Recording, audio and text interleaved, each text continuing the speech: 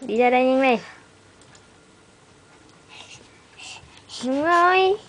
Đi ra đi dạy chứ. Đi ra đi dạy chứ.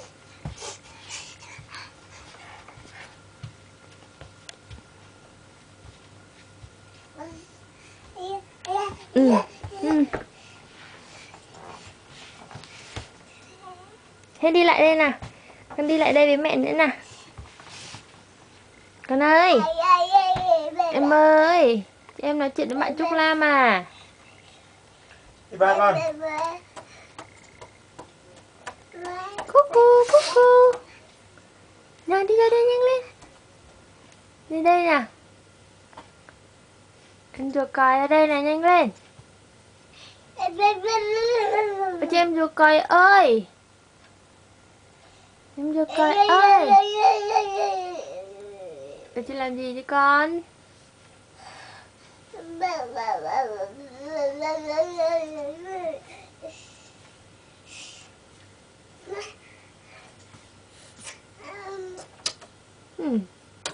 Chơi mận Trúc Lam à?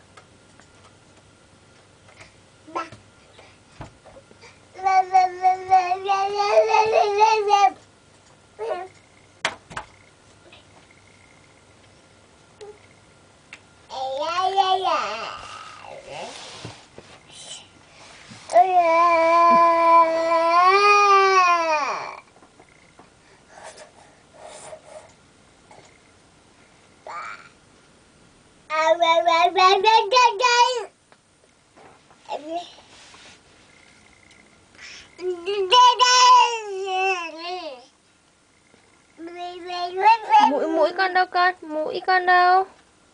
Mũi con đâu? Mũi con chỉ là nào? Không nghịch. Mũi con đâu? Mũi em đâu? Mũi em đâu?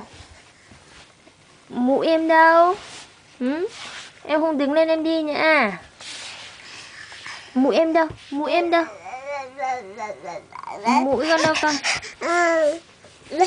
Mũi con đâu? Mũi con đâu? Mũi con đâu? Mũi con đâu? Mũi đâu?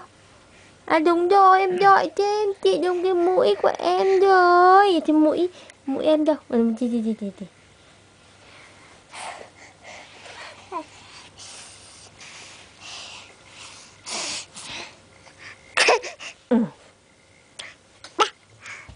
Đi ra bài. Đi ra bài. Ngã cái rồi.